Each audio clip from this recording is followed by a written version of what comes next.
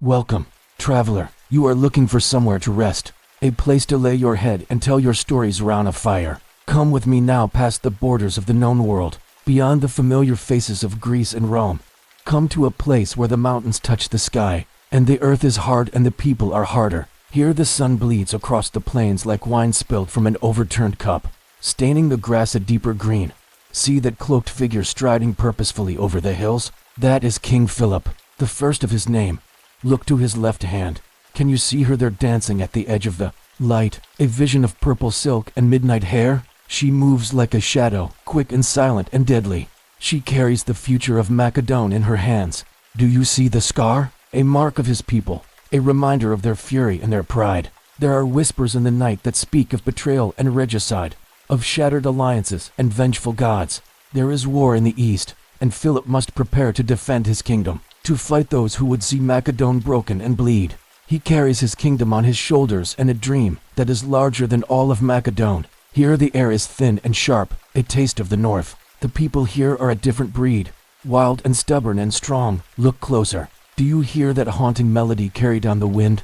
That is the voice of his daughter, Cleopatra, singing of old gods and newer loves. Do you see that young warrior there with the red cloak billowing behind him, the golden sunlight catching on his armor?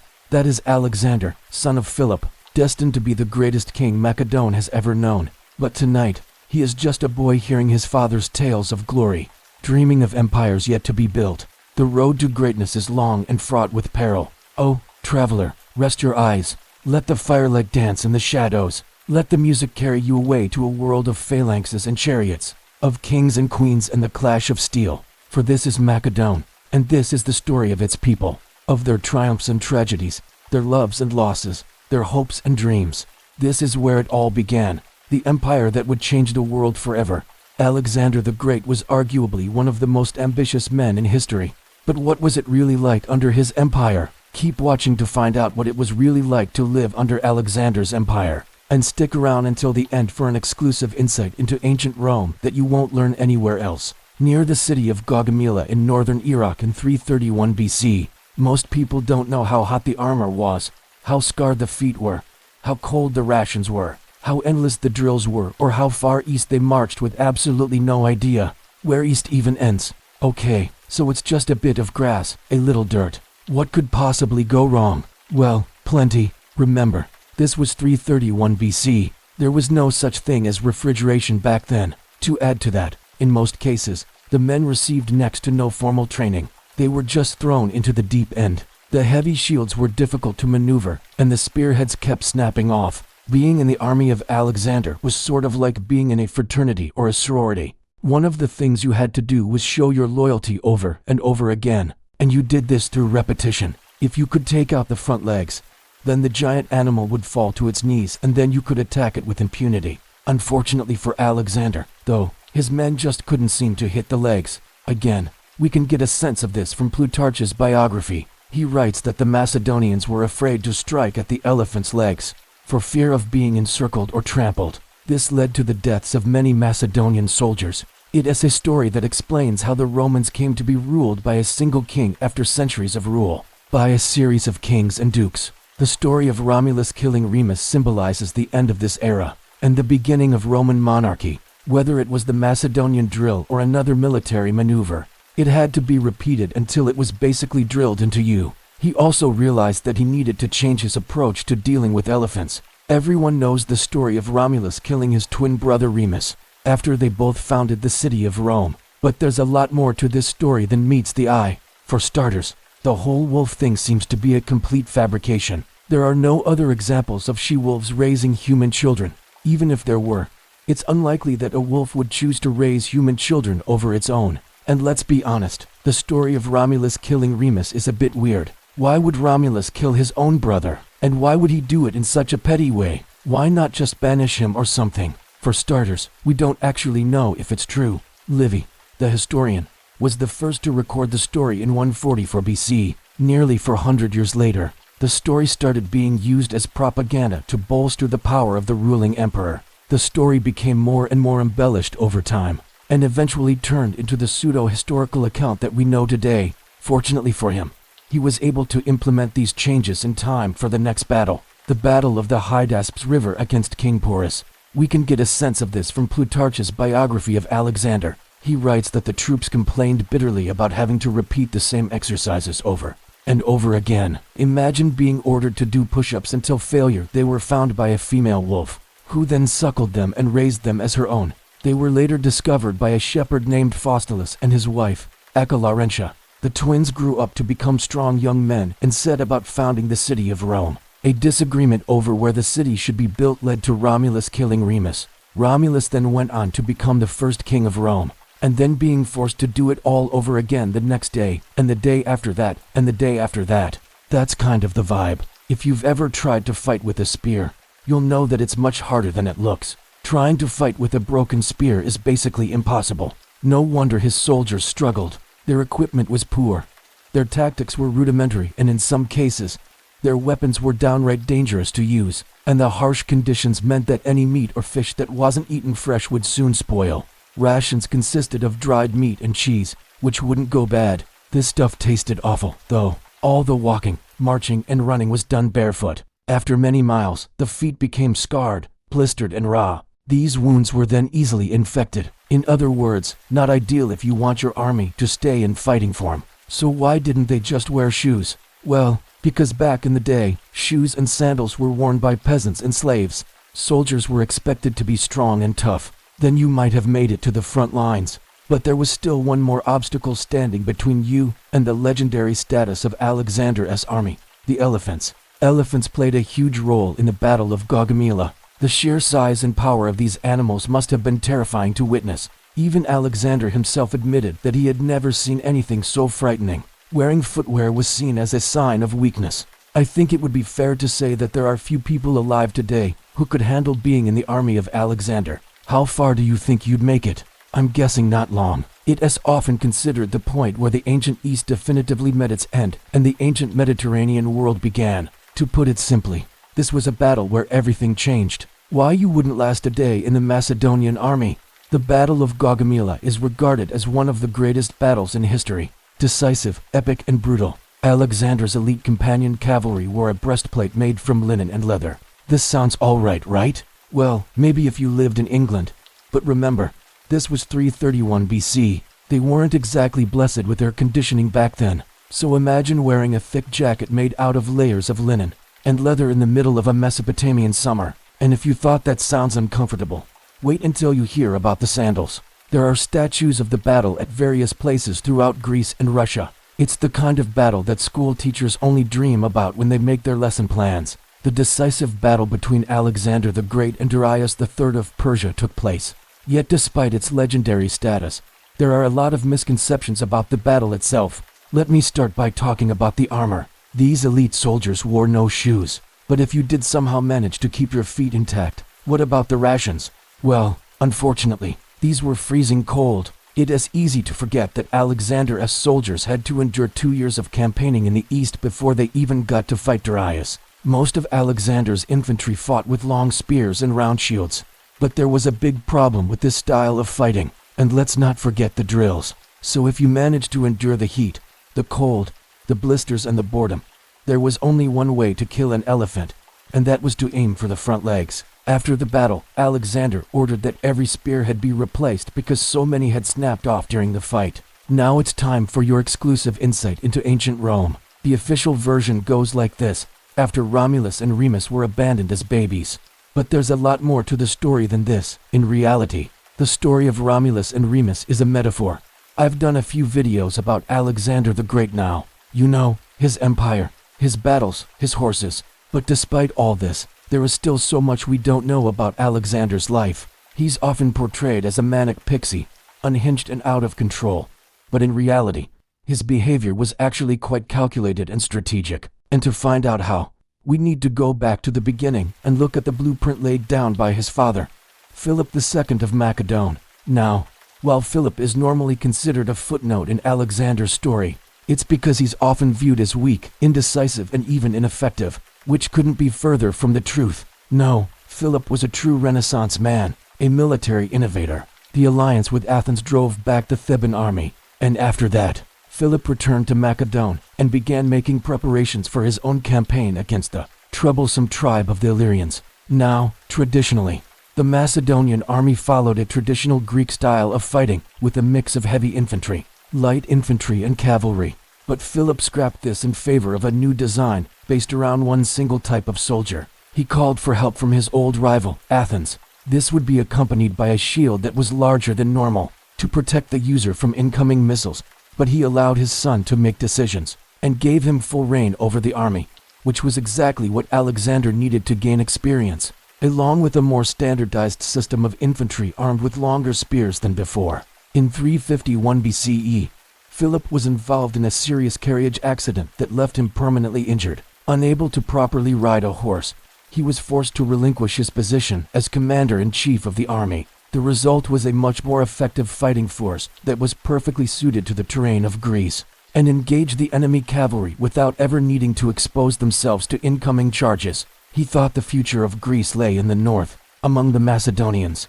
He envisioned a united Greece free from the shackles of the past, ready to embrace a future under Macedonian rule. Philip had come to the conclusion that the best way to deal with them was simply to leave them alone. But Alexander saw things differently. He was convinced that he had been chosen by the gods to unite Greece and conquer the Persian Empire. From that moment on, it became his life's mission to fulfill his destiny. The plan was that his elite companion cavalry would engage the enemy horse, while the Sarissa shielded the weaker infantry from incoming attacks. Alexander wasted no time in taking over his father's role as king. While some advisors tried to meddle, Philip ultimately stayed out of politics and let Alexander do his own thing. Alexander's military genius was on full display during the Battle of Chaeronea in 338 BCE, crushing rebellions, securing alliances, and most importantly, planning for war against the Persians.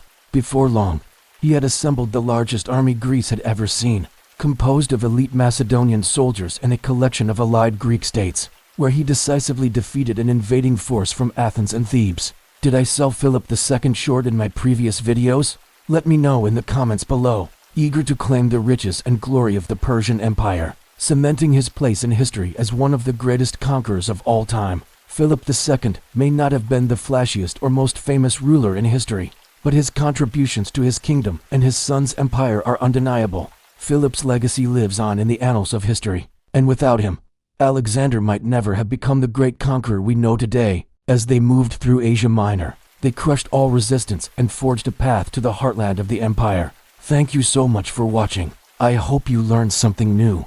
And as always, don't forget to like and subscribe for more epic historical tales. His battlefield tactics were bold and innovative, showcasing a level of skill and competency that surprised even the most seasoned generals. Confident in the knowledge that his son was more than capable of handling the job. But the companion cavalry was no match for the Illyrian horse and soon found themselves routed and forced to flee. In theory, this was brilliant, but in practice, this new formation was disastrous. After the battle, he was invited to meet with the leaders of Athens and Thebes. There he negotiated the terms of surrender and made a bold proclamation that not only shocked his enemies, but changed the course of history forever. See, Philip never really looked beyond the borders of Greece. He knew that defeating Persia was theoretically possible, but he also knew the cost of such a war would be catastrophic. The entire army was destroyed and Philip barely escaped with his life, and a helmet with a neck guard to protect them from the ever-present sword attacks of the enemy cavalry. Now, Athenian leaders weren't keen on sending their army to fight in a foreign war, so instead, they offered a compromise. If Philip wanted their assistance, then he would have to agree to marry his daughter to the son of the Athenian tyrant, Tisiphone, a diplomatic mastermind and a visionary leader who paved the way for his son to conquer the known world. On one hand, he had an opportunity to defeat Thebes with the help of Athens, but on the other, if the marriage went bad, you see, while Philip was recovering from the defeat, he left the day-to-day running of Macedon to his 20-year-old son. Then he could potentially be tied to a foreign tyrant with little to no control over his own foreign policy. Ultimately, though, he decided it was worth the risk, and in 357 BCE, his daughter was sent off to Athens to be married to Tisiphone's son. And if you stick around to the end, I'll show you how his death set up the events that led to the destruction of the Persian Empire. So let's get into it. Macedon was located in northern Greece and at the time was seen as a small, unimportant state. The real power in Greece at this time were the rival kingdoms of Athens and Sparta. Philip II came to power in the kingdom of Macedon in 359 BCE. Now, when Philip took the throne, Macedon was under threat from the expanding power of Thebes. To counter this, he did something totally unexpected. This was a pretty big risk for Philip. The wedding was a huge success. This was the Sarissa phalanx, armed with a long spear called a sarissa, approximately 6 meters in length. Now, the theory was that these long spears would allow the infantry to reach out in 356 BCE. Philip led his newly equipped phalanx into battle against the Illyrians. Now, without any protection from their cavalry, the Sarissa phalanx was utterly helpless and were slaughtered to a man. Now, while this was obviously a disaster for Philip, it wasn't necessarily a bad thing for Alexander. Now, this isn't to say that Alexander was in charge, per se.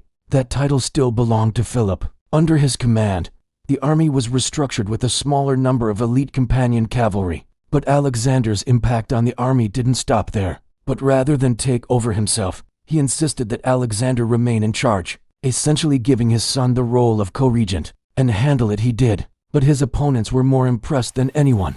He said that while he respected Athens and Thebes for their cultural achievements, this speech not only stunned his opponents, but also served as a blueprint for the future of his empire. Despite his early defeats at the hands of the Persians, after visiting the Oracle of Siwa in Egypt, in 336 BCE, Philip was assassinated by one of his own bodyguards, and upon hearing the news, he wasted no time in asserting his dominance. Together, they marched east towards the rising sun. With each victory, Alexander's legend grew, and there we have it. From reforming the phalanx to securing vital alliances and instilling a love of learning in his son. So what do you think? That's it for today, guys. Alexander the Great has gone down in history as a legendary warrior king who carved out an empire, stretching from Greece to India. But what was life really like under his vast and diverse domain? How did his people live, work, and worship? Some of the things Alexander the Great's father, Philip II of Macedon, did were so crazy they make Alexander look like an amateur.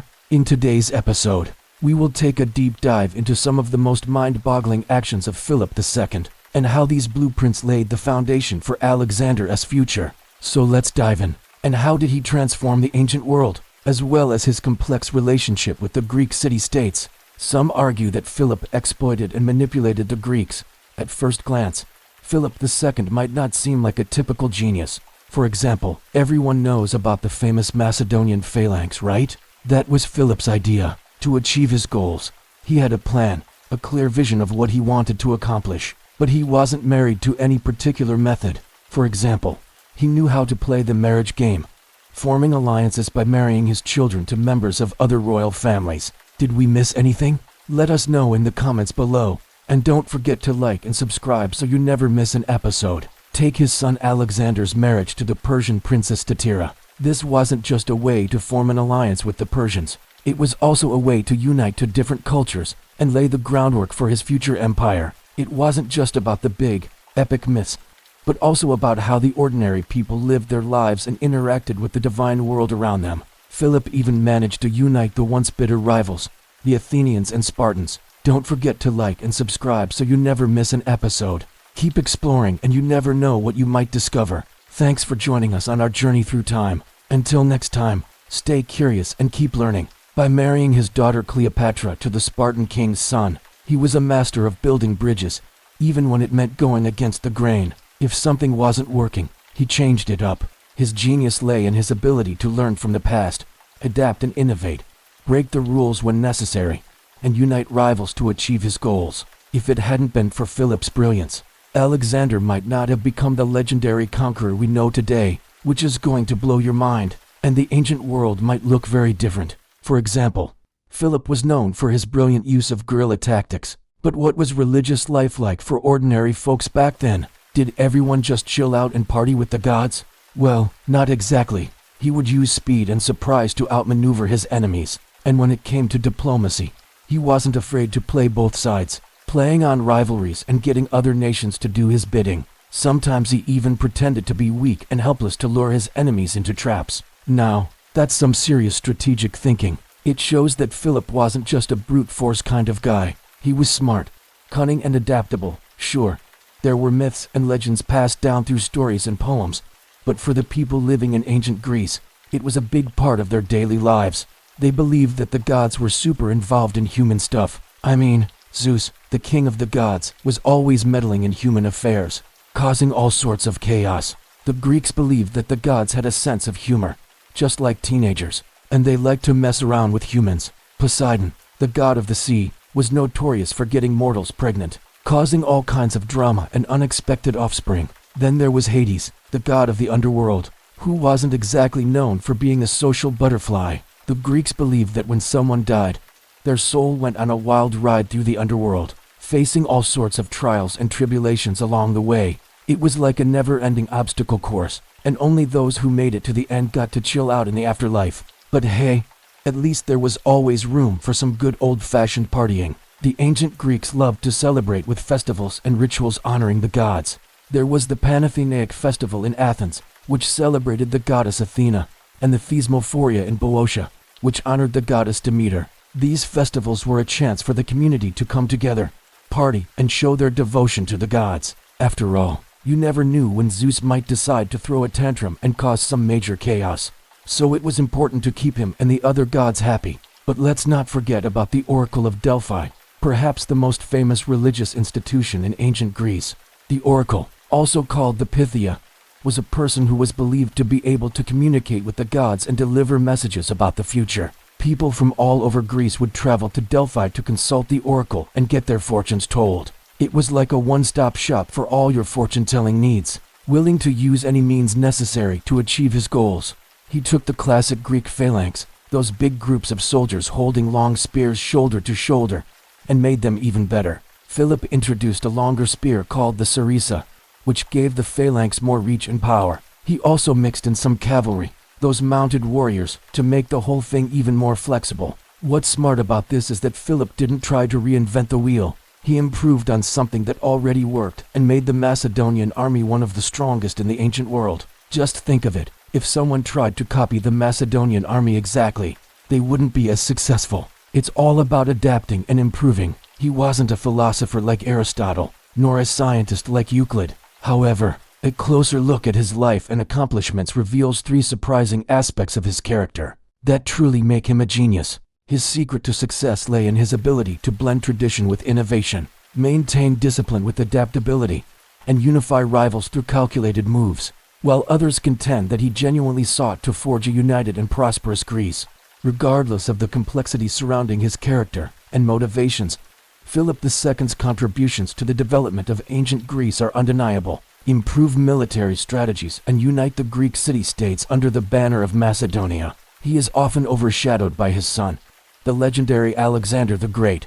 But Philip's contributions to the Macedonian Empire are equally significant and deserve recognition as the bedrock upon which Alexander built his vast empire. Philip's impact on ancient Greece was profound, and his legacy continues to captivate historians and military strategists alike. Ladies and gentlemen, welcome to our channel, where we bring you the craziest and weirdest facts from human history. However, he had a grand vision of uniting the fragmented Greek city-states and creating a powerful force that could rival the mighty Persian Empire. One of Philip's most significant achievements was the transformation of the Macedonian army into a formidable fighting force. He reformed the phalanx, the traditional Greek infantry formation, by introducing the sarissa, a longer and more effective spear that allowed Macedonian soldiers to dominate the battlefield. This innovation, along with other military reforms, enabled the Macedonian army to achieve victories against the previously invincible Spartans and carve out a vast empire in Asia Minor. Philip II's brilliance lay in his ability to implement reforms, most notably the marriage of his son Alexander to the Persian princess Statira, which secured an alliance with the Achaemenid Empire. These diplomatic efforts laid the groundwork for the broader Hellenistic period, a time when Greek culture and influence spread widely across the ancient world. When Philip came to power, Macedonia was a relatively small and peripheral kingdom in Greece. Beyond military reforms, Philip was a skilled diplomat, and he used diplomacy to further his goal of uniting Greece. He forged alliances through strategic marriages. While Philip's accomplishments are widely acknowledged, his methods and personality have often been the subject of debate. Historians have examined his ruthlessness and his autocratic tendencies. Now here is why Philip II of Macedon was a genius. First off, Philip didn't throw out the old playbook entirely. Instead, he added his own twists to it. Second, Philip wasn't a stickler for rules. He knew when to bend them or break them. And third, Philip's greatest strength was his ability to bring together people who normally wouldn't work together. In conclusion, Philip II of Macedon was a true genius whose blueprint laid the foundation for Alexander the Great's empire. So what do you think? Now let's move on to the next part of this episode, ancient Greek religion. More than just myths and monsters. We've all heard of Zeus, Poseidon and Hades, the mighty gods of ancient Greece, and their crazy adventures with the other deities on Mount Olympus. You see, ancient Greek religion wasn't just about epic battles between gods and monsters. In short, ancient Greek religion was a wild ride filled with drama, intrigue, and a whole lot of partying. And now it's time for you to join the conversation. What's your favorite Greek myth or legend? Share your thoughts in the comments below. And remember, the ancient world might be long gone, but it's still full of surprises. Alexander was going mad. His empire was crumbling apart. His generals were plotting against him, and now he was wandering around the Egyptian desert with no clothes on. Welcome back to my channel. Today we are continuing our series on what it was really like under Alexander's empire. We will explore how his mental state deteriorated during his last years in power, and how this affected his decisions. For more information, check the description below, and let's get into it. The year is 323 BC, and Alexander has just conquered Egypt. Now it is time for him to head further east. But he is having second thoughts. In the middle of the night, he gets up and goes to see the oracle at Siwa, hoping that the god Ammon can tell him whether or not he should continue his campaign. After a slow and dreamy journey into the desert, they arrive at the temple complex where the oracle resides. Alexander enters the temple and falls to his knees before the altar of Ammon. Then the oracle speaks, his voice echoing through the temple. Great Ammon, speak, O God, and show your servant Alexander the path of righteousness. When the oracle finally spoke, his voice shook the foundations of the temple. He proclaimed, Great Alexander, son of Zeus, you are invincible and destined to rule over all. The oracle continues, you shall be a god amongst men, and your father Zeus has given you all the powers of a god. As the oracle spoke these words, Alexander felt an overwhelming sense of destiny, a feeling that he had been chosen by the gods to rule over all. But then the oracle dropped a twist, saying, Beware, however, for your own hubris may lead to your downfall. If you do not remain humble, you shall be cast out from Olympus and become nothing but immortal once more. With that, the oracle fell silent, and Alexander was left to ponder the meaning of his prophecy. Was he truly destined to become a god? Or was the oracle trying to warn him about the dangers of seeking godhood? As he pondered these questions, Alexander began to feel a sense of unease. He realized that the oracle's warning could very well come true. He had already experienced the intoxicating feeling of being worshipped as a god, and it had only taken a moment to turn him against his own father. So what would stop him from becoming a tyrant? With this realization came a sudden change of heart. Alexander knew that he could not continue his campaign against Persia. Not only would it risk destroying his empire, but it would also risk his own soul. So he turned back to his advisors and announced that he would not be going to war. They tried to convince him otherwise, arguing that he had the strength and resources to win the war. But Alexander was resolute. He knew that there were some battles that could not be won, and this was one of them. But wait, history buffs, did this actually happen? No, I made it up. Sorry, but we have to deal with reality now. History tells us that after meeting the oracle, Alexander became even more determined to conquer Persia. So why did I make up this story? Well, I did so because I think it illustrates the danger of uncritical belief in oracles and prophecies. Alexander had always been fascinated by the occult, and after his accession to the throne, he actively sought out oracles, diviners, and astrologers to guide him in his decisions. One such person was the oracle of Zeus Ammon, whom Alexander visited twice during his reign. According to Plutarch, he went to the oracle for guidance when he was planning his invasion of Persia, and again, when he was considering invading Arabia. Both times the oracle encouraged him to go to war, and both times Alexander followed this advice.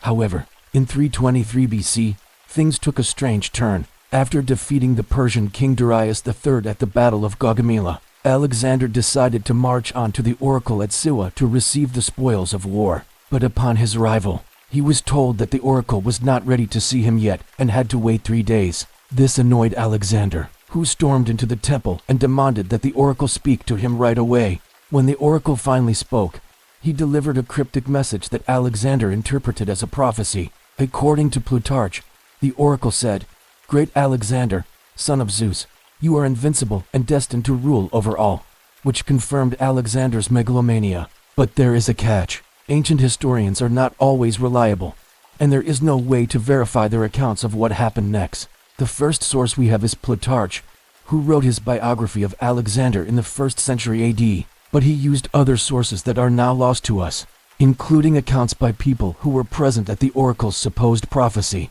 However, Plutarch also tells us that he himself doubted the validity of the prophecy. He writes, "It is evident from the sequel of his life that the predictions of the oracle were either false or insincere, or that he himself, being imposed upon by his desire of such an event, interpreted them in his own way.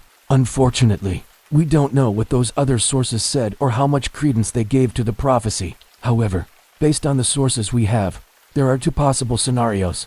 The first scenario is that the prophecy did not happen at all, and that Alexander fabricated it later to justify his actions. For example, he might have wanted to invade Persia even before visiting the oracle, but used the prophecy as an excuse for his decision. Or maybe he never visited the oracle at all and made up the whole story to make himself look better. This scenario fits with Alexander's tendency to embellish his past deeds, and with the fact that he used similar prophecies to legitimize his rule in other parts of his empire. For example, after conquering the Persian Empire, he had coins minted that showed him as the son of Zeus and the new pharaoh of Egypt. This suggests that Alexander was looking for ways to enhance his divine image, and that he was not above making things up to achieve that goal. The second scenario is that the prophecy did happen, but that the oracle was either lying or misunderstood what Alexander wanted to hear. This scenario fits with the ambiguity of the oracle's message, which could be interpreted in different ways depending on who was receiving it. For example, Alexander could have asked if he should continue his war against the Persians, and the oracle could have responded with a general statement about his greatness and destiny, without giving a clear answer to his question. Alternatively, the oracle might have deliberately misled Alexander for his own benefit.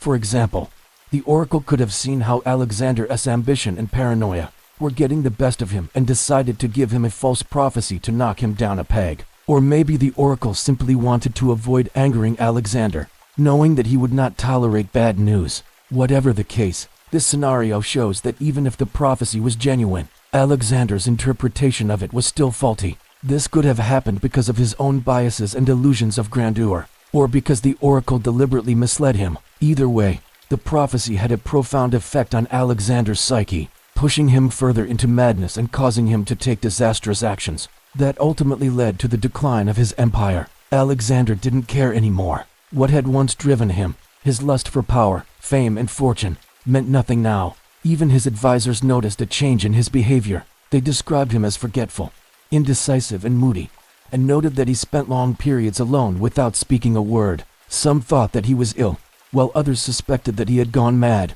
It was obvious that Alexander was not the same man who had taken the field at Granicus or Issus. The military campaigns that had once been the focus of his life now seemed meaningless, and he neglected his duties, spending long periods without seeing anyone or making any decisions. His empire, which had stretched from Greece to India, was vast and complex, but Alexander was unable to deal with the challenges of governing such a large area. He had been used to solving problems with brute force, but that was not an option anymore, and his inability to adapt to this new reality caused his empire to crumble. In 323 BC, Alexander died at the age of 32, having reigned for only 13 years. His empire was divided among his generals, who fought a series of wars known as the Wars of the Diadochi to secure their power. Despite his short reign, Alexander's impact on history was profound. He had spread Greek culture throughout the known world and had created a new political order in which the Greek city-states were no longer independent,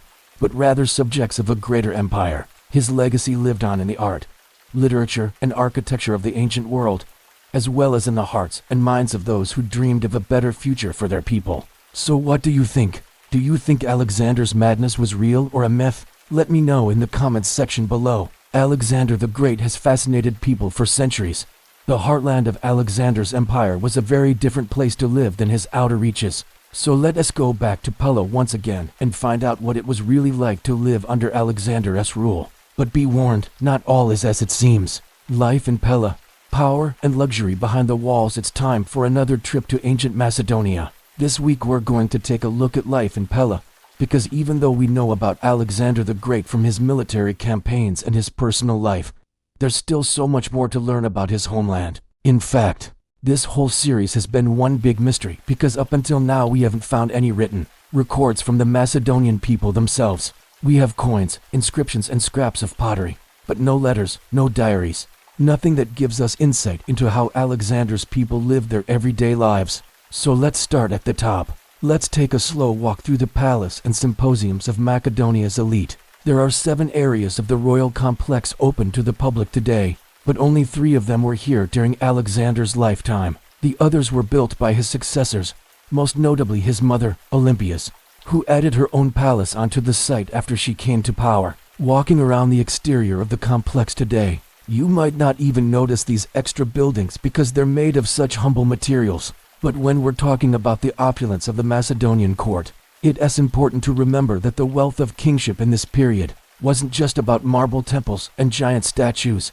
It was also about using stone and brick to show wealth, especially when everyone else was using wood, thatch, and mud brick. This is why the palace of Pella is so special. During the reign of Philip II, Macedonia became a wealthy kingdom thanks to its new alliance with Athens. And while many people think of Greece as a poverty-stricken backwater during this period, there were actually some pretty rich people there if you knew where to look. While the Acropolis of Athens was being stripped apart to build new naval ships, the Macedonian king was building his first proper palace on the site of a former fortress near the city center. These early palaces weren't very impressive, though. They were built from wood and brick and almost nothing remains of them today. Philip's successor, Alexander III, was able to continue his father's building projects while waging war against the Persians. During his reign, the wooden palaces were torn down and replaced with a grand complex of stone and brick. He was responsible for the 2 buildings we'll be exploring today, the monumental fountain and the so-called Middle Palace. We don't know exactly what this fountain looked like before it was destroyed by earthquakes over the centuries, but we do have a pretty good idea thanks to similar fountains that were built by Alexander as successors in the same style. These fountains served multiple purposes. They provided fresh water to the city of Pella, yes, but they also acted as monuments to the rulers who built them and decorated them with sculptures of mythical heroes and gods. The monumental fountain was probably the main entrance to the royal complex. The water flowed from the mouths of 2 stone lions into a large pool below, decorated with marble panels on all 4 sides. One side depicted the Argead family tree, reminding everyone of the legitimacy of the ruling dynasty. The other side showed scenes from the life of Alexander III, like his victory over the Persians at the Battle of Charonia. On the other side of the fountain, archaeologists found 2 royal tombs, which may have belonged to 2 of Alexander's sisters. It's hard to say for sure because these types of tombs were typically reserved for high-ranking women, but none of the skeletons found inside were ever identified with any certainty. If we want to know what life was like for ordinary Macedonians, we need to keep walking. The rest of the royal complex was off limits to anyone without an invitation. Passing through the monumental fountain and into the courtyard, we find ourselves in front of the Middle Palace. This is the building we've seen in every episode of this series so far. It looks kind of like a Roman villa with a Greek temple front, and that's because it was built to imitate Roman architecture. In fact, we can date the construction of the Middle Palace to between 336 and 323 BCE, right in the middle of Alexander's empire. And that means the architects and builders who designed this palace traveled all the way from Rome to Pella to make it happen. Walking through the columns and into the courtyard, we can see how the interior of the palace was laid out. There were rows of rooms used for administrative work, storage, and housing guests.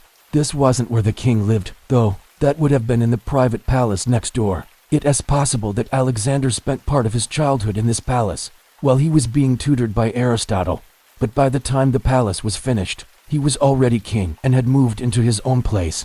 This is where things get interesting. The private palace was destroyed long ago, and all that remains today are the foundations. But archaeologists uncovered some amazing artifacts nearby that shed light on the daily life of a Macedonian king. While excavating a nearby bathhouse, they found a collection of bronze vessels with handles and lids engraved with scenes from Greek mythology. These would have been used for mixing wine with water at parties. A few blocks away, they also found a huge treasure hoard buried beneath the floor of a workshop. It contained hundreds of gold and silver coins and dozens of gold and silver cups, each one engraved with unique artwork. These treasures were probably brought here for safekeeping during one of the invasions of Pella, perhaps when the Romans sacked the city in 205 BCE. But whoever hid these items never came back for them. Instead, the treasure was lost for centuries until it was discovered by modern archaeologists. Just beyond the workshop, we come across what may have been Alexander's royal megaron or main hall of the palace. Archaeologists believe this is where the king held court and received guests. There were 3 doorways leading to the outside, so the king could have sat on a raised throne and easily seen anyone who approached him. The room was also filled with expensive furniture, including inlaid couches and chairs made from cedar wood and decorated with ivory and gold. But despite all the luxury surrounding him, we know that Alexander wasn't a fan of lavish spending. It was his mother, Olympias, who liked to flaunt their wealth. She built her own palace right next to the royal megaron and decorated it with priceless works of art. When she died, her son Perseus allowed her remains to be moved from the royal burial ground to this very palace. Her tomb was made of solid gold and decorated with precious stones, but it didn't stay buried for long. In the following century, Cassander built a new tomb for her nearby. However, excavations have failed to turn up any of her remains or any clear evidence of her luxurious tomb. The only thing we have to show that Olympias ever existed is a single coin minted in her honor. Nearby, we can find the remains of the royal gymnasium, a large rectangular building used for exercise and athletic competitions. Alexander the Great was known for his love of physical fitness, so it's fitting that his palace had its own gym. Some scholars have suggested that the gymnasium was actually a covered colonnaded street, where people could walk in the shade, but we have no evidence to support that theory. Behind the royal gymnasium was a large area filled with stone columns. We don't know for sure what it was used for, but it may have been a covered marketplace or an area for trading goods. What's certain is that it was later converted into a Roman villa. In the 2nd century BCE, a wealthy Roman senator named Gaius Valerius visited Pella and decided to make himself comfortable by turning the royal marketplace into his own private villa. He added a colonnaded courtyard, mosaic floors and fresco paintings to the existing structure and made it his home. For the duration of his visit, it's unknown whether this was a permanent residence or just a vacation house, but it's interesting to see how the Romans adapted Macedonian architecture to suit their own tastes. Our last stop is at the royal dining hall, probably the most important room in the entire palace. This was where Alexander hosted ambassadors from other kingdoms and made important decisions about his realm. The room was circular with a flat roof, unlike most Macedonian architecture of the period, which featured pitched roofs.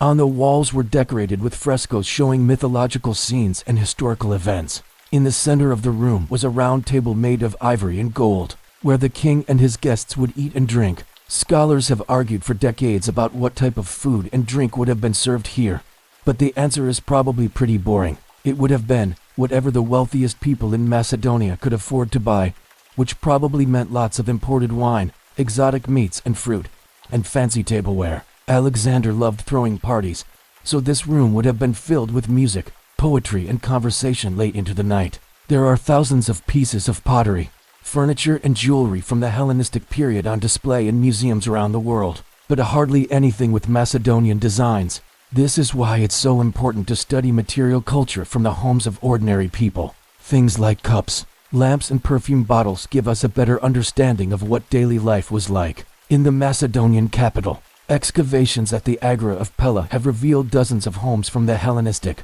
and Roman periods, along with workshops, stores, and public buildings. Most of these structures were made from mud brick and thatch, but that doesn't mean they weren't beautiful. The houses were decorated with colorful frescoes and surrounded by gardens and courtyards.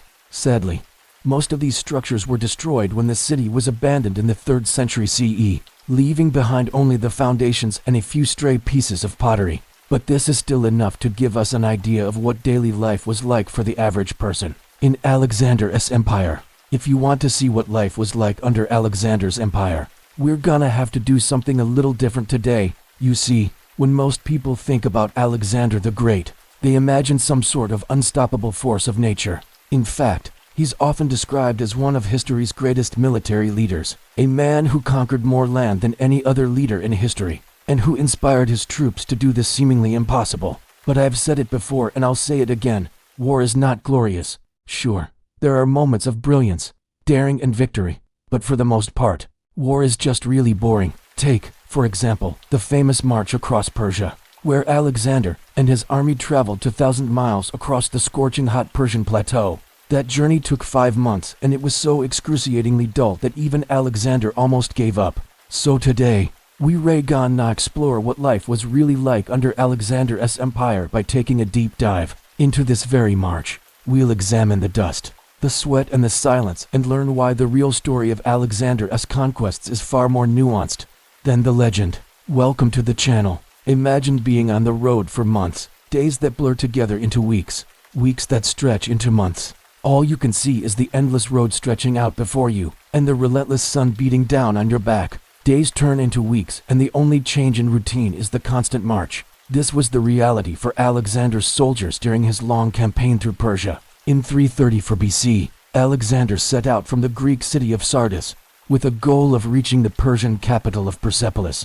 The journey would take him through the heart of Persia across the vast and desolate plateau that stretched out between the mountains of Armenia and the Zagros Mountains. And though it was a long way, it wasn't particularly difficult terrain. But what made the march so brutal was the weather. Alexander and his army had to endure extreme heat every single day, temperatures that soared to over 100 degrees Fahrenheit or 38 Celsius. The soldiers were already exhausted after fighting many battles against the Persians. They were in desperate need of rest.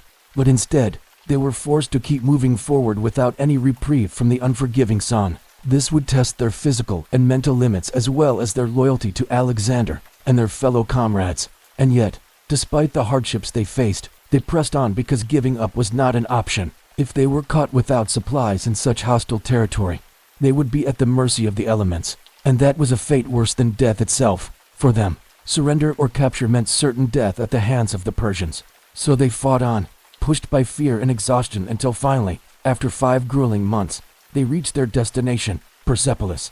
The first thing that struck Alexander when he entered the city was the silence. It was a hush that seemed to blanket the entire city, muffling even the sound of the wind. He had expected the Persians to put up a fight, to defend their capital with the same ferocity they had shown in the battles along the way. But as he rode through the deserted streets, he realized that no one was left to fight.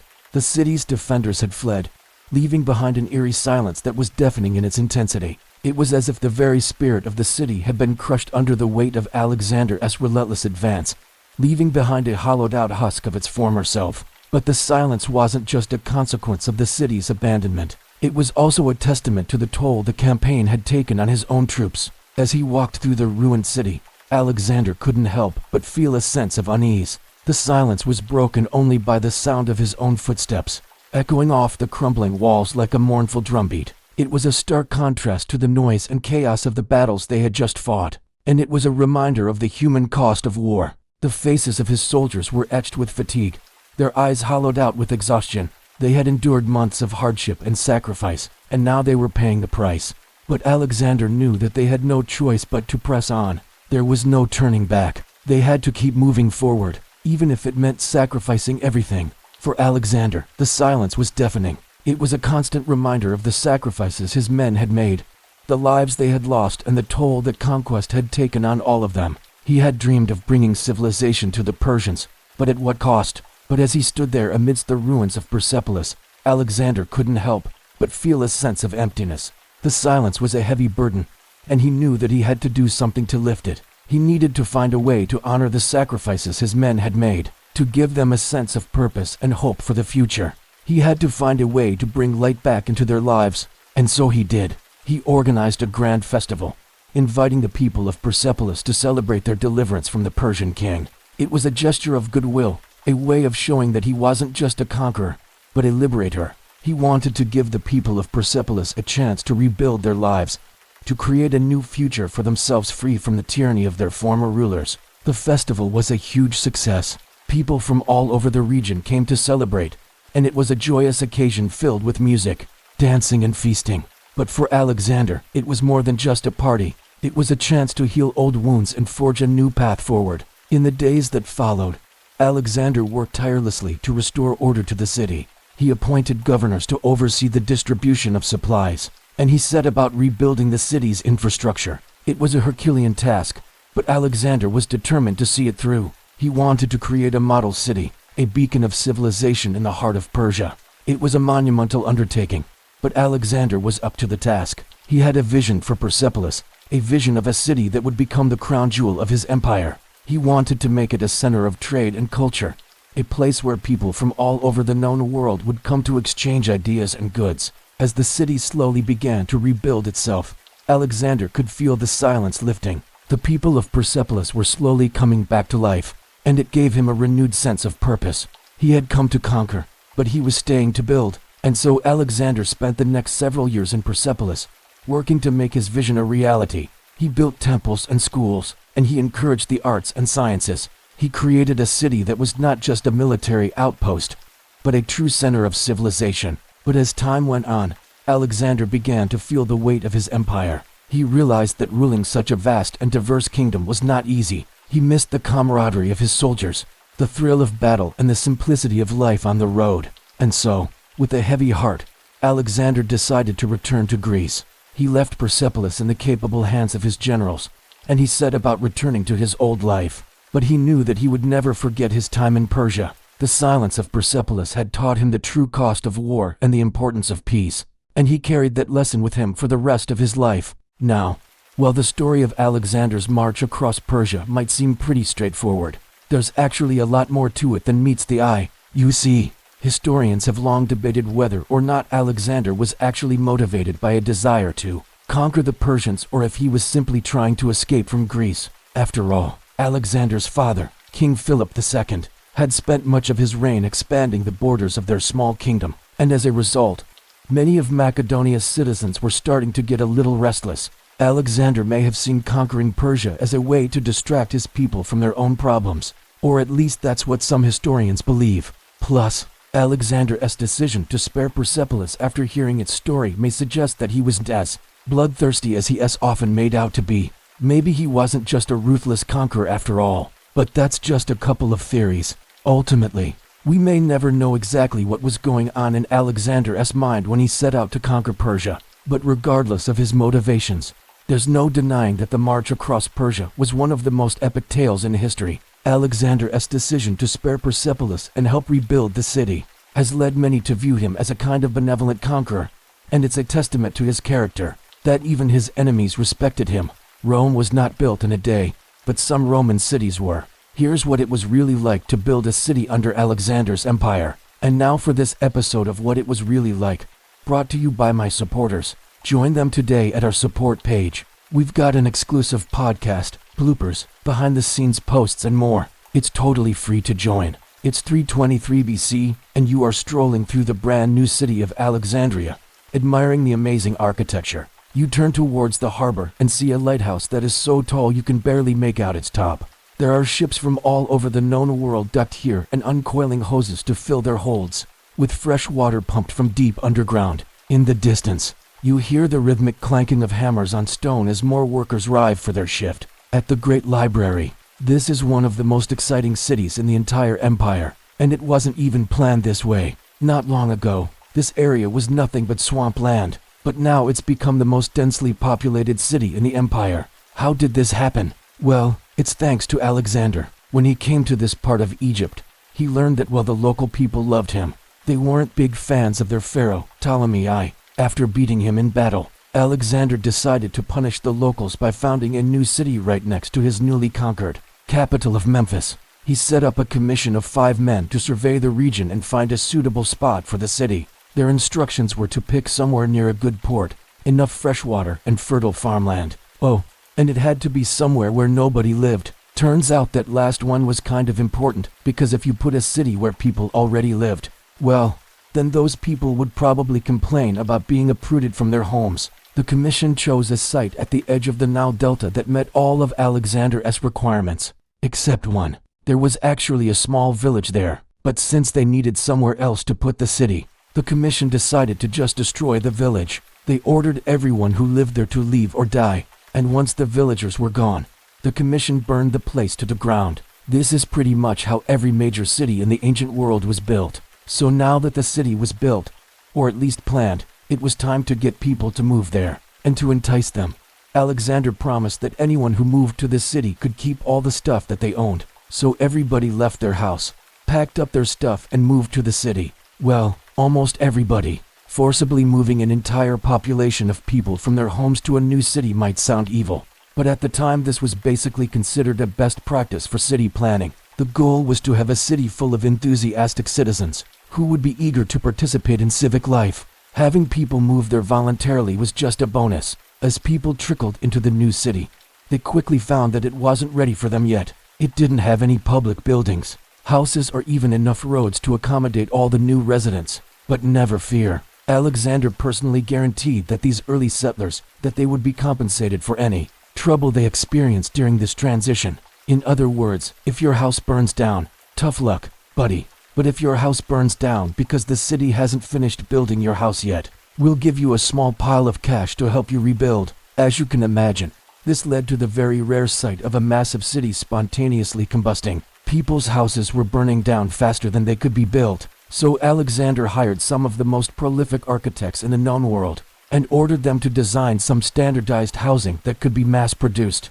Then he rounded up the local farmers and told them to start farming. With the promise of wealth beyond their wildest dreams, they would grow food for the thousands of people flooding into the city. In order to keep the peace among all these new neighbors, Alexander invited a bunch of Greek and Macedonian nobility to live in the city and watch over things. These guys were eager to prove themselves worthy of their king, so they pulled out all the stops when it came to building their fancy houses. Many of them built their homes around courtyards with statues of Alexander himself, sometimes riding a horse and occasionally with a gazelle in tow.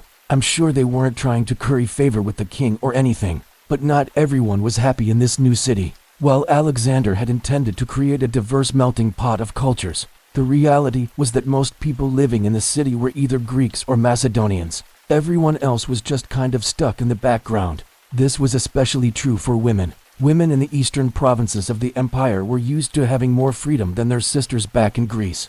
But now that freedom was taken away, their lives became more restrictive and prostitution became the only viable option for many. One of the few places women could still go without being harassed was the library. Alexander loved libraries and saw them as a great equalizer. His dream was to have a library that contained every book in the known world. So when he conquered a new city, he sent a letter politely requesting that they send him one copy of every book they had. He also founded a school where students from all over the empire could come to learn, no matter their gender or social status. In fact, the school was so advanced that it didn't even charge students tuition. That's right. Ancient Greece was offering free education before modern America. Of course, libraries and schools are all well and good, but what about entertainment? Unlike Rome, which was built on 7 hills, Alexandria was built on the flattest piece of land the surveyors could find, and that meant there was only one major form of entertainment: sand chariot racing. Imagine the excitement of watching 2 teams of horses pull chariots made of solid gold around a racetrack while you leisurely sip on some pomegranate juice. Well, don't imagine it because it happened. The king of Ptolemy watched the races from a grandstand that was supported by pillars, and according to some accounts, he enjoyed the view a little too much.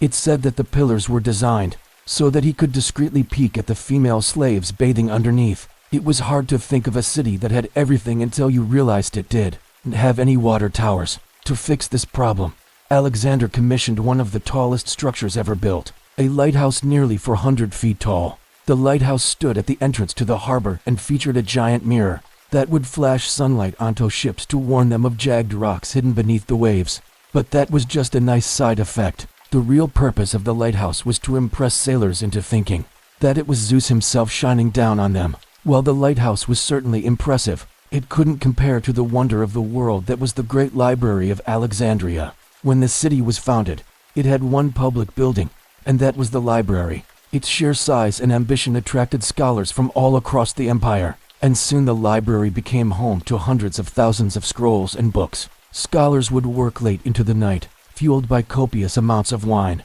discussing new discoveries and making groundbreaking advances in mathematics, astronomy, and medicine. If the Pantheon was the most impressive building in Rome, then the library was the undisputed king of Alexandria. Unfortunately, the city wouldn't stay under Alexander's direct control for long.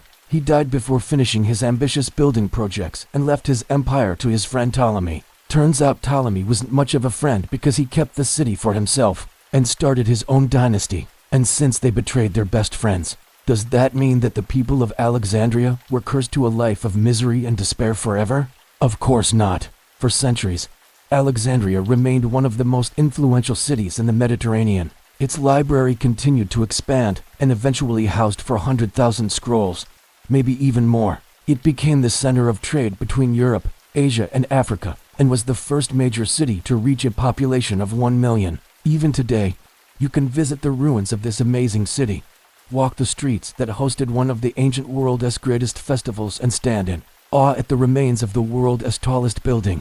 Alexander the Great is a legend, but what was it really like under his empire? Well, today we are looking at the women of empire. Part 2, Forgotten Queens and Whispered Power. The story of Olympias is one that is often forgotten. A princess from the small state of Epirus, she was a force to be reckoned with, marrying into the royal Macedonian line and becoming the second wife of King Philip II.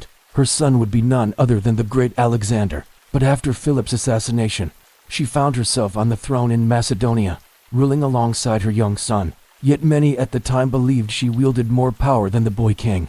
Known for her intelligence and ambition, she took an active role in shaping Alexander's early life and supported him through his rise to power. However, when Alexander embarked on his campaign to conquer the Persian Empire, Olympias remained in Macedonia, likely due to her ill health. While Alexander achieved his ambitious goals, Olympias faced her own challenges back home. She had to deal with rival nobles, who sought to control the kingdom and also struggled to maintain peace along the northern borders of Macedonia. Despite the difficulties, Olympias proved to be a capable ruler, protecting the interests of her family and securing the kingdom. One notable event during her reign was the construction of the Temple of the Dioscuri, a monument dedicated to the twin gods Castor and Pollux, which became a significant religious site in the region. After Alexander's untimely death, Olympias' influence began to wane. She had been a strong supporter of Alexander's general Ptolemy I, but as he consolidated his power and established the Ptolemaic kingdom in Egypt, he turned against her. Faced with exile or death, she chose to take her own life rather than submit to her enemies. And so the tale of Olympias serves as a reminder of the complexities of power, ambition, and the lengths to which people will go to protect their legacy. Roxana, another prominent figure in Alexander's life, had a profound impact on his journey, especially during his later years. Their paths first crossed when Alexander's army encountered the Sogdian princesses in the court of her father, Oxyartes. Alexander was captivated by her beauty and intelligence, and despite being married to Barsine at the time, he decided to marry Roxana as well. This union marked a significant cultural exchange between the Macedonian and Persian worlds, as Alexander developed a deep appreciation for Persian customs and traditions through his new wife. Together, they had two sons, Alexander IV and Heracles, and Roxana's influence in Alexander's life grew, particularly after the birth of their first child. As Alexander's empire expanded, so did Roxana's role within it. She accompanied her husband on military campaigns and acted as a diplomatic envoy, showcasing the evolving status of women in the ancient world. Following Alexander's death, however, Roxana's fate took a tragic turn. Fearing that she and her children posed a threat to the power of the other generals, Antipater orchestrated their demise. Both Roxana and her sons were murdered, eliminating any potential rivals to the throne and ensuring the stability of the empire. Roxana's story highlights the challenges faced by women in positions of power, and the lengths to which those in positions of authority would go to protect their dominance. Her tragic end serves as a reminder of the complexities of power, ambition, and the human cost of Alexander's legacy. Now let's talk about the wives of generals, a group of women whose stories have been overshadowed by the legendary tales of Olympias and Roxana. These women played vital roles in supporting their husbands' careers and contributing to the stability of Alexander's vast empire. Let's meet some of these lesser-known figures and uncover their contributions. First up is Statera, the wife of General Parmenion. Not much is known about Statera's early life, but her marriage to Parmenion, one of Alexander's closest advisors and most trusted generals, gave her a prominent position in the Macedonian court. When Parmenion was sent to negotiate a peace treaty with the Persian king Darius III, Statera accompanied him on the journey. Unfortunately, both Statera and Parmenion were assassinated by order of the treacherous Bessus, who wanted to seize control of the empire. Statera's untimely death deprived Parmenion's family of a devoted wife and mother, and her loss undoubtedly contributed to the sense of betrayal felt by Alexander upon his return to Susa. Next is the intriguing figure of Barsini, who was initially Alexander's wife before he set his sights on the Sogan princess, Roxana. Little is known about Barsini's background, but historical records indicate that she hailed from a noble Macedonian family. Her marriage to Alexander may have been a strategic alliance to strengthen his ties with influential families in his own kingdom. While Alexander's infatuation with Roxana overshadowed their relationship, Barsini continued to play an important role in the royal court. Following their separation, she became the wife of General Ptolemy I, and after Alexander's death, she bore him a son named Ptolemy II, who would later become the pharaoh of Egypt. Barsini's ability to navigate the complexities of royal relationships and her strategic value in forging alliances highlight her intelligence and adaptability in a shifting political landscape. Another notable figure is the enigmatic Apama, the wife of General Craterus. Unlike the other women mentioned so far, little is known about Apama's origins and how she came to be Craterus's wife. However, we know that she accompanied her husband on his military campaigns across Asia and Europe. When Craterus was killed in the Battle of the River Bees in India, Alexander was deeply saddened by the loss of his friend and confidant. In a remarkable display of respect and admiration, Alexander honored Craterus by marrying his widow, Apama. This unusual step may have been seen as a way to console Apama during her time of grief and to solidify his bond with the memory of his fallen comrade. However, the relationship between Alexander and Apama might have also provided Alexander with a connection to the Sogdian people, given the prominent role Sogdian women played in his empire. Through this marriage, Alexander demonstrated his ability to form personal connections with individuals from diverse backgrounds, showcasing his capacity for empathy and understanding beyond his military pursuits. These are just a few examples of the many women who played significant roles as the wives of Alexander's generals. Their contributions, though often overlooked, were essential to the success of Alexander's campaigns and the administration of his empire. Each woman faced unique challenges and made significant decisions that impacted not only their own lives, but also the lives of those around them. Their stories serve as a reminder of the complexities of power, ambition, and the enduring legacy of Alexander the Great. One of the most powerful tools at their disposal were the rumors and whispers that circulated throughout the empire, shaping public perception and influencing the actions of those in power. For example, during Alexander's absence, Olympia skillfully used rumors to maintain her influence over him. By spreading stories of her own bravery and loyalty, she cultivated a public image that made it difficult for anyone to challenge her authority. Similarly, Roxana, upon hearing rumors of her husband's impending arrival in Susa, took swift action to secure her position. She knew that Alexander might hold her responsible for the alleged mistreatment of his mother, Olympias, and she worked tirelessly to improve her reputation. To achieve this, she released the former servants of Olympias from their confinement and lavished them with gifts, hoping to repair the damage done to her public image. Through these acts of generosity, she aimed to demonstrate her own benevolence and garner support from those who had been close to Olympias. By controlling the narrative and shaping public opinion, Roxana effectively neutralized a potential threat and safeguarded her place within the empire. As we delve deeper into the lives of these remarkable women, we uncover a rich tapestry of ambition, love, and tragedy. From the cunning Olympias to the ill-fated Roxana, each woman navigated the treacherous waters of court politics while confronting their own inner demons. We see the strength and resilience these women possessed as they fought to protect their families and secure their legacies despite the constant threat of betrayal and violence.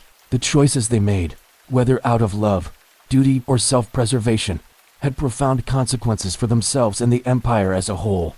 Alexander the Great, he of the untamable mane of red hair, one of history's most famous men, he conquered more land than any other ruler before or after him, so much land that it led to the creation of one of history's largest empires. That is, until it wasn't. It's no secret that Alexander died young, just 32 years old, and while it's also no secret that he was succeeded by his father's former brother-in-law, Perdiccas, what is not well known is how exactly Alexander's empire fell apart so rapidly once he kicked the bucket. Today we're going to be looking at what really happened to Alexander the Great's massive empire after his death and why it fell apart so quickly. Welcome back to the channel. Now let's go back to the year 323 BCE. Alexander lies dead in a room in Babylon. He's been burning with a fever for several days now, and there's nothing anyone can do about it. This isn't just any fever. This is the last thing Alexander will ever feel. This is the end of the fever that is Alexander's life. He'd gotten sick just returning from a long campaign against the Indian king Porus, during which his troops had largely deserted him. The army he'd inherited from his father, Philip II, had dwindled to only a few thousand men by the time they'd reached Babylon.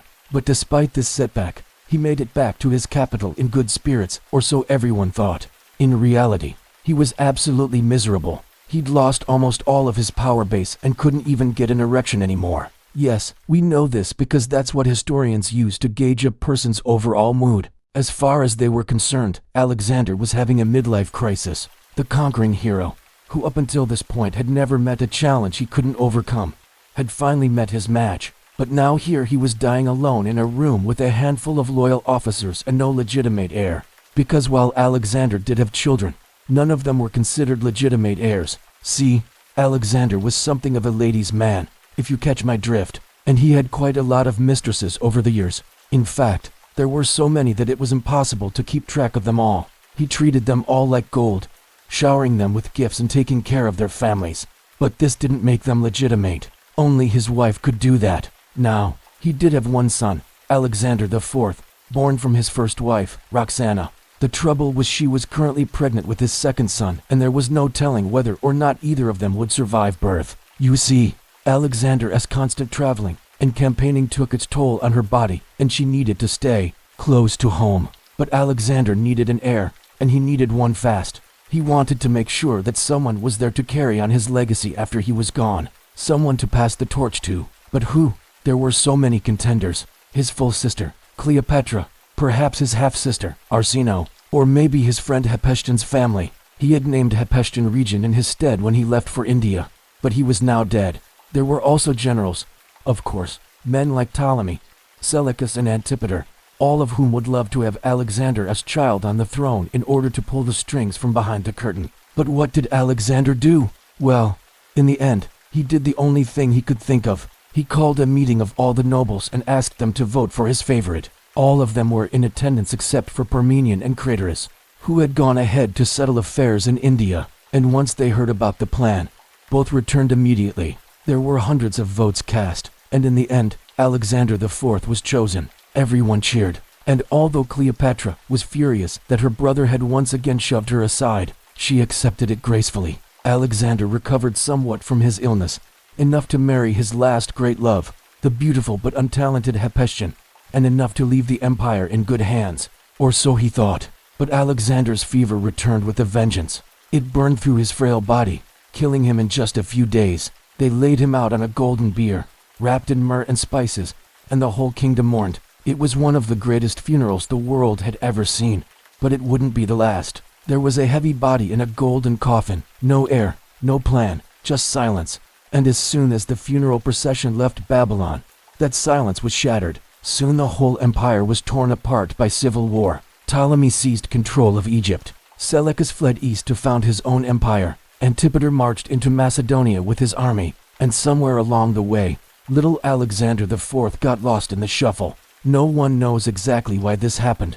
There are a few theories, however. Some say that Ptolemy poisoned Alexander. Others say it was simply because everyone was fighting for a piece of the pie. And still others say it was because Alexander was too busy chasing skirts to name a clear successor.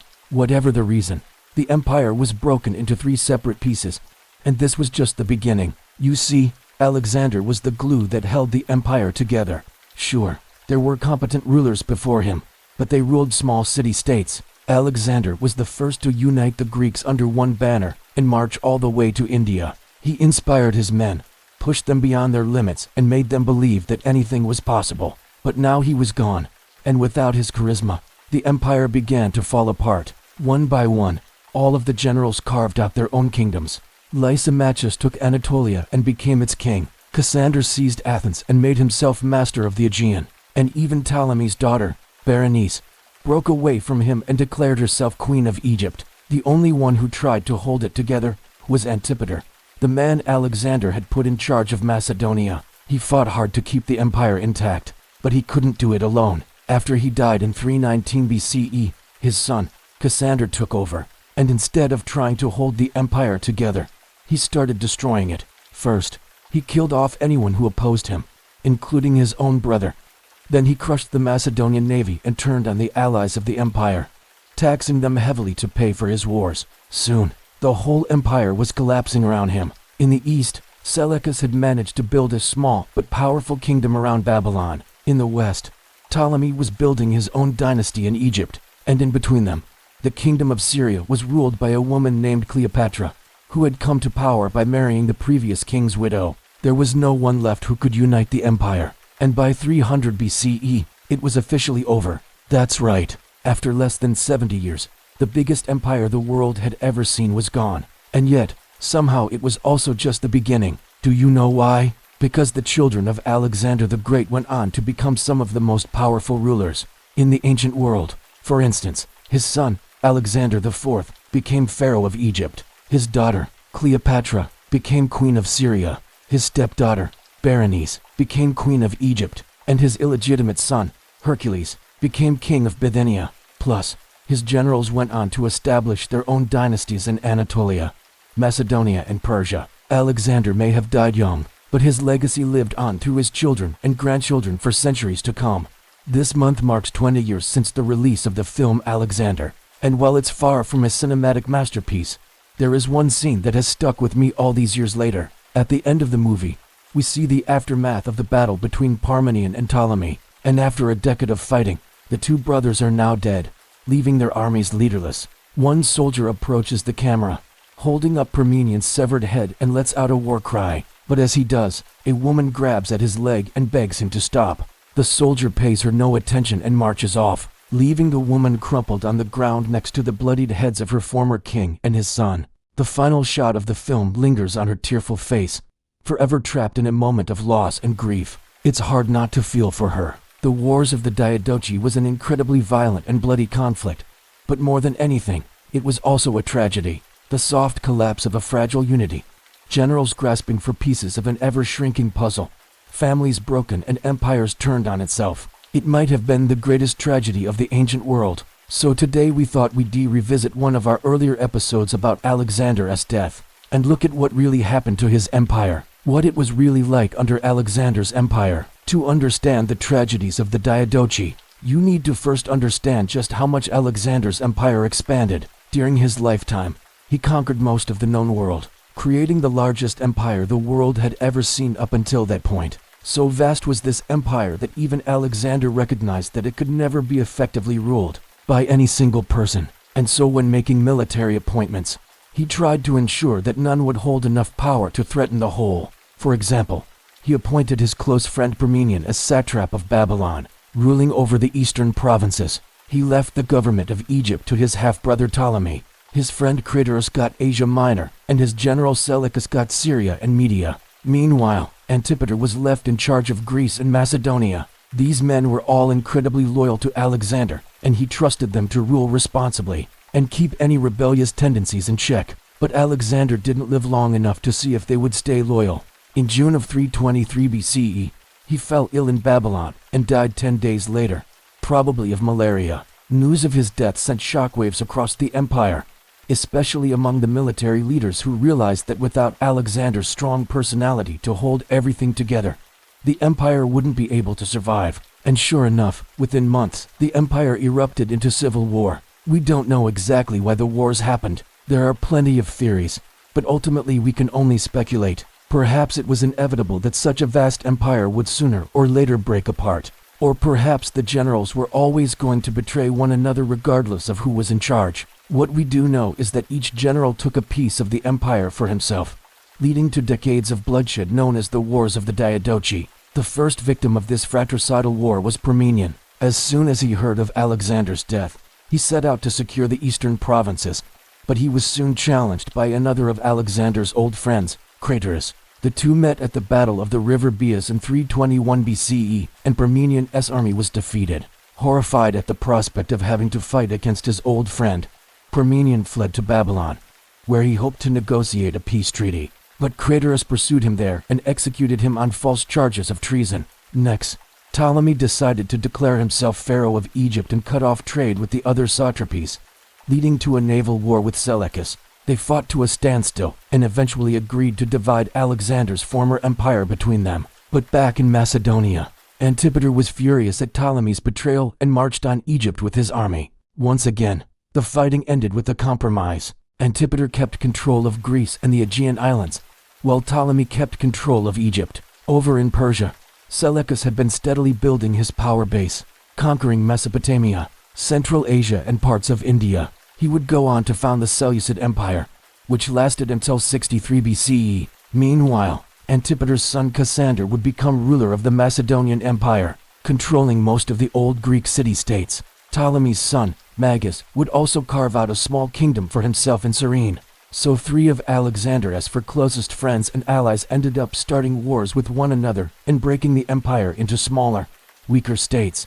But what was life like under these new regimes? Well, in some ways, life actually improved. You see, Alexander the Great was a bit of a tyrant, ruling with an iron fist and executing anyone he suspected of disloyalty. Once he even ordered 40 of his own friends to be put to death. But his empire was also remarkably tolerant for the time period, and despite his many flaws, he was a great liberator, freeing the Jews from Persian rule, helping the Greeks throw off the yoke of the Persian Empire, and allowing the Egyptians to enjoy 200 years of peace and prosperity. After his death, however, the emphasis on tolerance disappeared. In Macedonia, Cassander was an unabashed tyrant, crushing any hint of opposition and famously executing the philosopher Aristotle for simply being a friend of his rival, Alexander the Great.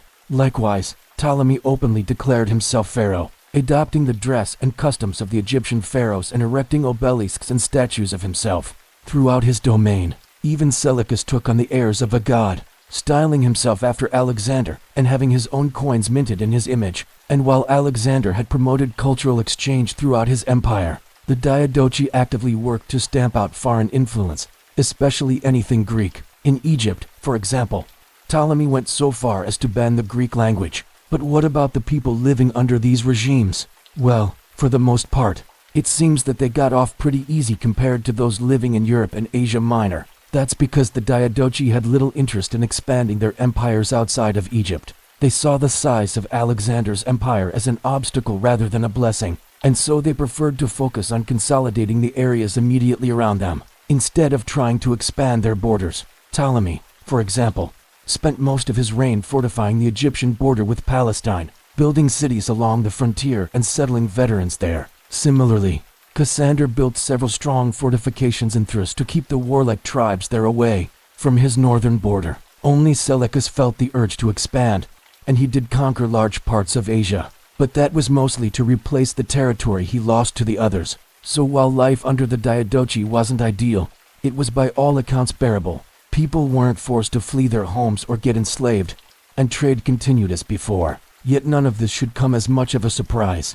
Throughout history, we often overestimate the impact of a single charismatic leader. Alexander the Great was undoubtedly a brilliant general and a remarkable individual, but his empire was built on quicksand, and it's no surprise it collapsed so quickly. In fact, it's kind of a miracle that it lasted as long as it did. A more competent leader may have been able to hold things together longer, but even a more competent leader couldn't have kept the empire together forever. Not in that era, anyway. And that brings us back to the opening scene in Alexander the movie. In reality, we don't know exactly how the war between Parmenion and Ptolemy ended, but it doesn't really matter. We know that both brothers died, leaving their armies leaderless and their sons too young to take the throne. What the soldier represents is the senseless loss of an entire generation of talent and leadership.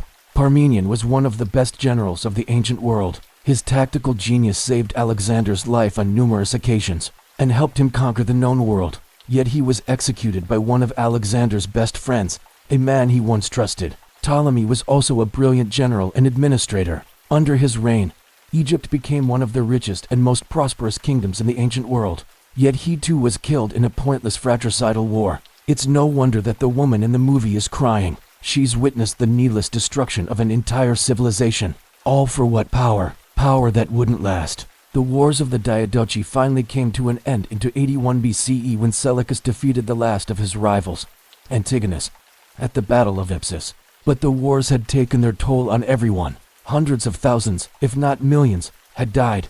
The economies of the region were shattered, and although the fighting was over, The old spirit of Alexander's empire was gone forever. The After Empire. In 480 BCE, a coalition of Greek city-states beat back the Persian invasion. Their victory at the Battle of Salamis is considered the high watermark of classical Greece. And for 2 centuries after that, Greek culture flourished, not only militarily and politically independent from the Persians, but also culturally. Classical Greece gave the world philosophy, democracy, history as we know it, and today we would call it a golden age. But what came after? What happened when the center no longer held? When all those Greek states went to war with one another in the Peloponnesian War? When moneyed empires like that of Macedon swept across the Aegean and took all of Greece into their own spheres of influence? Well, today we're going to find out. I'm here. This is the first episode of a new series called The After Empire. We'll be looking at how cultures change when their dominant empires fall apart, how they survive, how they adapt, how they grow. And our first case study is Greece, or more accurately the Hellenistic period that immediately followed Alexander the Great's empire. If you have any suggestions for other civilizations to cover in this series, please leave them in the comments below. Let's do this. Echoes in stone. When Alexander the Great died in 323 BCE, his empire was divided up among his friends and generals at the Peace of Babylon. But as the old saying goes, a friend in need is a friend indeed, and these friends of Alex did him no favor, carving up his empire among themselves. Macedonia got most of the good bits, but they didn't hang onto them for long. In just a few decades, they were gone. But something remained, scattered across the former territories of Alexander. Small pieces of what had been lost remained. There were Greek temples carved into the side of cliffs in northwestern India, 2,000 miles from the nearest Greek city. There were coins minted by Bactrian satraps with Greek legends on one side and Kourosti on the other. There were Buddhist monks in Kashmir speaking Greek, for heaven's sake, Greek. And all across the former empire were people who knew Greek, spoke Greek, thought in Greek. And if there's anything we know about the Greeks, it's that they weren't big on letting other people speak their language. Even here in the middle of the Eurasian landmass, so far from the Hellenic heartland, Greek continued to be spoken. People here knew the Iliad and the Odyssey. They worshipped Zeus and Athena. They celebrated the Olympic Games. They venerated Socrates and Plato. That is to say, they kept alive the memory of classical Greece, which itself was actually founded on an empire. That's right. Before Alexander, there was the Delian League, and before that, the Athenian Empire, and before that, well, you get the idea. Imperialism is nothing new in Greece. So when the Macedonian Empire fell apart, Greek culture didn't disappear. It went underground, surviving in the hearts and minds of people across 3 continents. And yes, I know that's not very interesting. For every temple carved into the side of an Indian cliff, there are 1,000 other examples of Greek art and architecture that has simply been lost to time. For every coin minted in Bactria, there are countless others melted down and converted to bullion. For every Buddhist monk who knew Greek, there were thousands more who forgot it. So why bother talking about this? Because these few remaining examples are all we have left. They're the only material remains of what was once a vast, sprawling, multicultural empire. And perhaps more importantly, they show us that despite the popular conception of the ancient Greeks as confined to a narrow isthmus between 2 seas, classical Greece was in fact a worldwide phenomenon. Alexander may have kicked the bucket in 323 BCE, but his empire survived in some shape or form until the Roman conquest in the 1st century BCE. That's over 2 centuries of cultural transmission, of trade and travel, of wars and diplomacy. 2 centuries is a long time, and huge swaths of Greek culture were lost during that time. But thankfully, we have these fragments. We have these echoes to give us an idea of what life was like under Alexander's empire, and in its aftermath. And now for the map. Here's what we'll be covering in this episode, and if you want a closer look, check out the Map Monday video where we first discussed these topics. We'll be looking at the history of the term Hellas and Hellenic, what the Greeks called themselves, and how that affected their view of everyone else. Then we'll look at the origins and development of the Koine Greek language, the language that the entire Hellenic world spoke. Then we'll zoom in on 3 regions, India, Central Asia, and Persia, and see how Greek culture played out in those places after Alexander's death. When Alexander conquered the Persian Empire, he found that the Persians had already coined a term to describe the non-Persians, the Greeks. The Persians called them Yevon, which was a transliteration of the Egyptian word for Greece, and initially they used it to describe anyone from Greece, whether they were a citizen of Athens or Sparta or Thebes. But over time, the Persians began to use the term more narrowly, to describe the people of Attica specifically, kind of like how the English might use the term Greek to describe someone from Greece, even though they know perfectly well that there are Greeks from all over the country. And this distinction was important because Greece wasn't one country. It was dozens of independent city-states that often fought with each other, and so the Persians started using the term Hellenic as a way of referring to all the Greeks collectively as one people, united and distinct from the Persians. Now, the Greeks didn't have a word for themselves in the sense that the English have the word English, but when they wanted to distinguish themselves from barbarians, they did it in much the same way the Spartans called themselves Akrati, which meant men who can do manly things, and they described anyone outside of Sparta as perioikoi,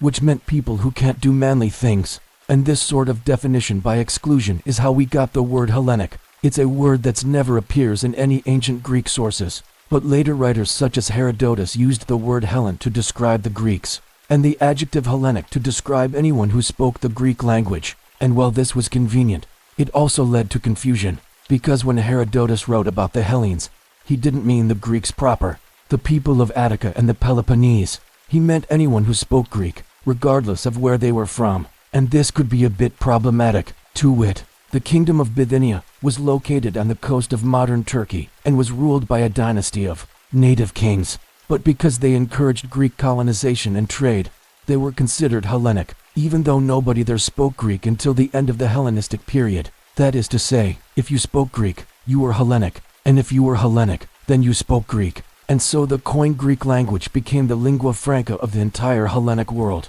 When Alexander invaded Asia, he brought with him thousands of Greek soldiers and settlers.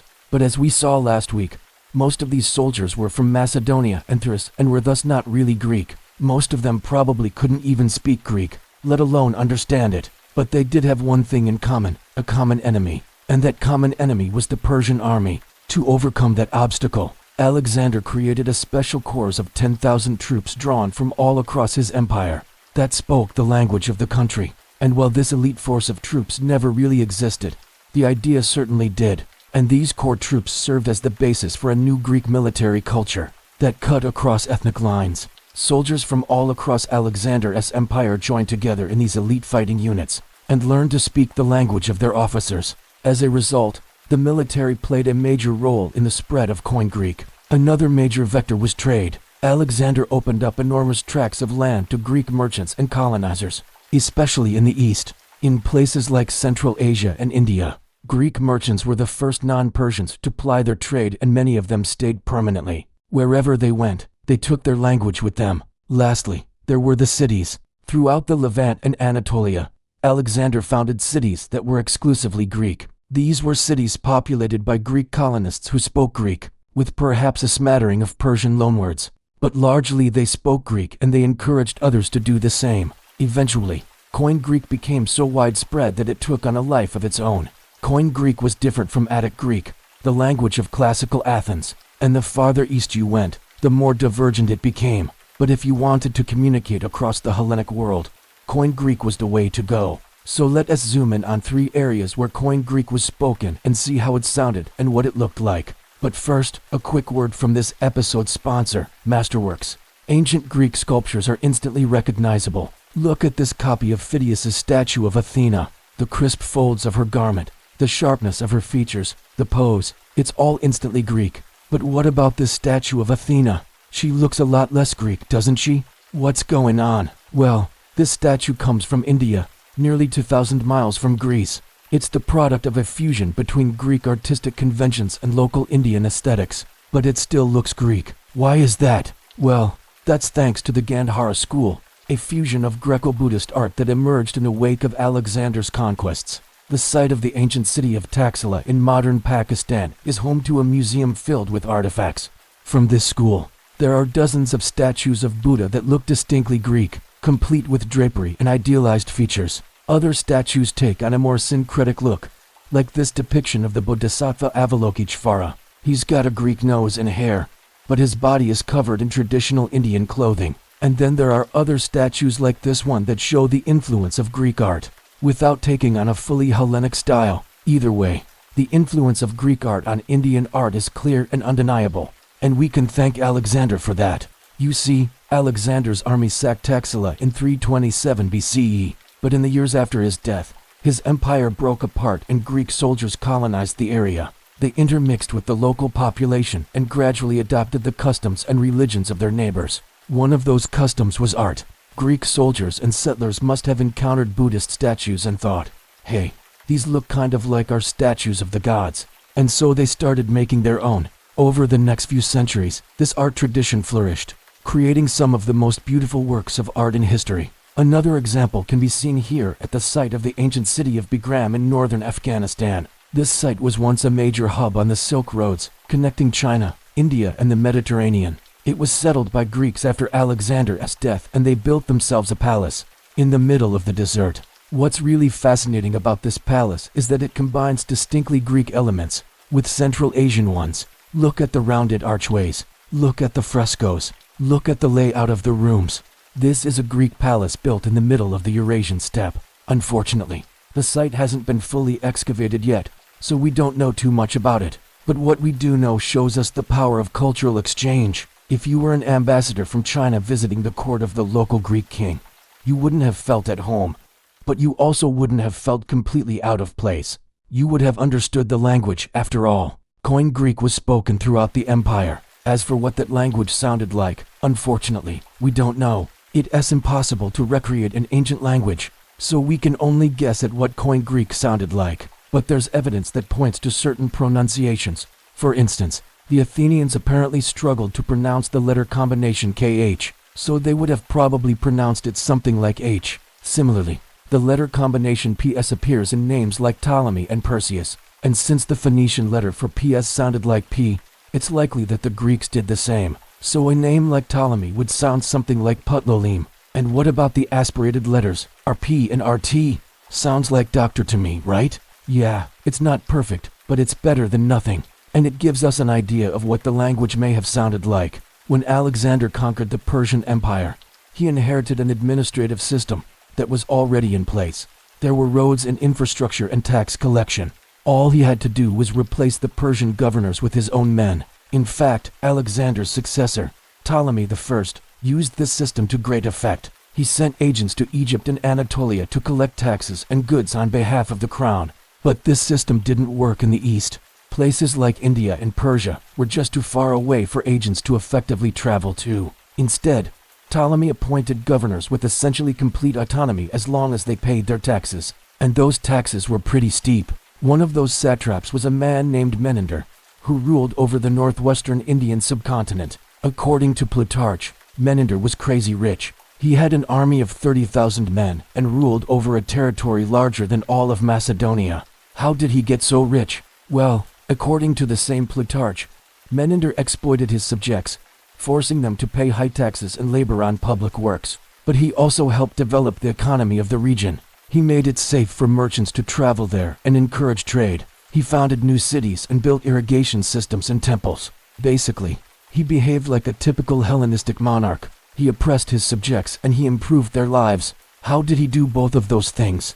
Well, partly by knowing their language. By learning Koine Greek, Menander was able to rule over his diverse domain more effectively. He could interact with his Greek administrators and issue edicts in a language that everyone understood. Even if most people didn't speak Greek at home, they understood enough to hear the king's edict and follow his commands. Now, sadly, the only record we have of Menander comes from Plutarch, a notoriously unreliable source, so take everything I just said with a grain of salt. But the basic principle remains. When Alexander conquered Persia, he opened up a vast amount of land to Greek settlers and merchants. In return, those settlers and merchants enriched the coffers of the Macedonian kings. But it wasn't easy. It took a lot of effort and hard work. But they all spoke the same language. They could all understand each other, and that made all the difference. And that's it for this episode. What was life like under Alexander's empire? Well, thanks to the efforts of his successors, it was possible to live a Greek life no matter where you were in the world. You could speak Greek, read Greek literature, worship the Greek gods, and even adopt Greek customs. All you needed was a little imagination. Next week, we're gonna be taking a deep dive into Alexander's military machine, seeing how the logistics worked and how it compared to his predecessors. So if you want to be prepared for that, start brushing up on your military history. And remember, Don't just take my word for it. Go read the primary sources for yourself. I promise you won't regret it. If you enjoyed this episode, please leave me a like and consider supporting me on Patreon. Thanks for watching, and I'll see you next time.